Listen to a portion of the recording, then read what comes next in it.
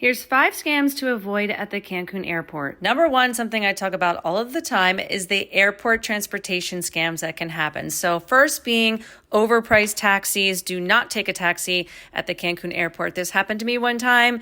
Basically, you can fall into extortion almost. You get into the taxi, they give you one price, then you get to the resort, they can double, sometimes triple the amount that they quoted, which is why I always pre-arrange private transportation before arriving. I use Nacho Tours.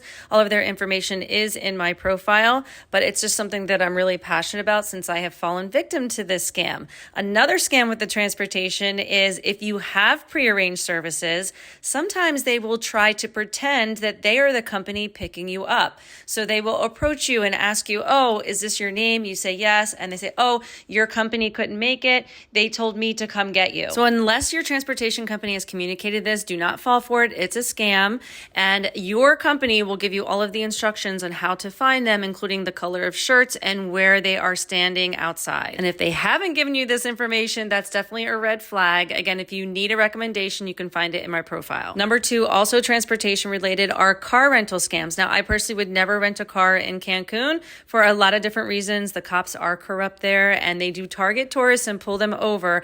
But a lot of people come at me when I say that and say that they rented a car with no problem. And how else are you going to see all the beautiful sights? It's a lot cheaper, etc. So if you do decide to rent a car, make sure you've done your research. And most importantly, make sure there are not hidden fees and insurance fees. Sometimes too, what will happen is they will say the car was damaged when you drop it off when it really wasn't. You had nothing to do with that. And then they try to charge you these insane fees. Number 3 is aggressive timeshare sales. So when you're walking outside the airport, I affectionately call this part the Shark Tank for a reason. Keep walking. Do not talk to anyone. Don't make eye contact, because this is where people will try to do the timeshare presentations or sell you excursions, so many different things, and you can fall victim to scams very easily here. Number 4 is do not use a debit card and avoid using ATMs if possible. So get your cash before you leave and bring it with you, because it actually happened to me where some of my information was stolen after using a debit card, and now they have access to my bank account. It was really scary. Thankfully, my bank acted very quickly, but if you are just using a credit card, it's better because it's easier to dispute charges and fraud. And ATM machines can have skimmers on them that steal your information. So probably not at the airport or an official bank, but just in general, I like to stay away from it and just be prepared before I go. Bring the cash that I think I'm going to need, and then just bring my debit card in case of an emergency. And number 5 is luggage theft. Yes, unfortunately, it happens when you check in a bag.